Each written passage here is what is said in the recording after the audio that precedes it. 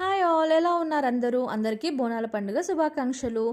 నేనైతే నా బోనాల పండుగ సెలబ్రేట్ చేసుకోవడానికి మా అక్కయ్య వాళ్ళ ఇంటికి వెళ్ళిపోయాను అనమాట. ఆ రోజు ఉదయాన్నే లేచేసి చక్కగా మన ఇంట్లో ఉన్న దేవుళ్ళందరికీ దీపం పెట్టేసుకున్న తర్వాత బోనం కూర్చోబెట్టడానికి అని చెప్పేసి పీఠం అయితే రెడీ చేసుకున్నాము. తర్వాత బోనం కుండ నేనైతే ఈ విధంగా చక్కగా అలంకరించుకున్నాను అనమాట.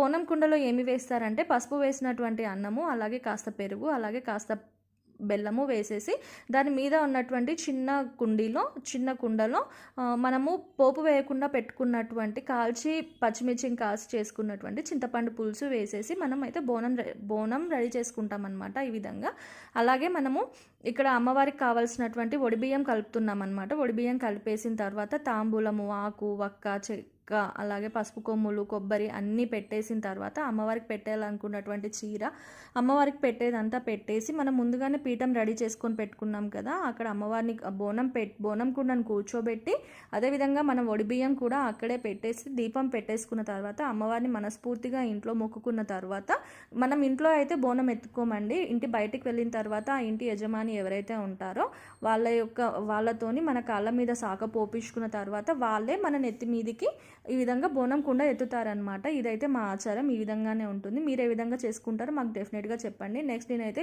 షార్ట్స్ తీయలేదండి, ఫోన్ నా దగ్గర లేకుండే. నెక్స్ట్ ఇదైతే మా బ్రేక్ఫాస్ట్ అనమాట. బ్రేక్ఫాస్ట్లోకి పూరి ఇంకా మటన్ కర్రీ, అలాగే లంచ్లోకి వచ్చేసి బగారా రైస్, నాటుకోడి కూర, చికెన్ ఫ్రైతోని మేమైతే ఈ విధంగా చాలా బాగా సెలబ్రేట్ చేసుకున్నాము. Thank you for watching and please subscribe my channel. Thank you.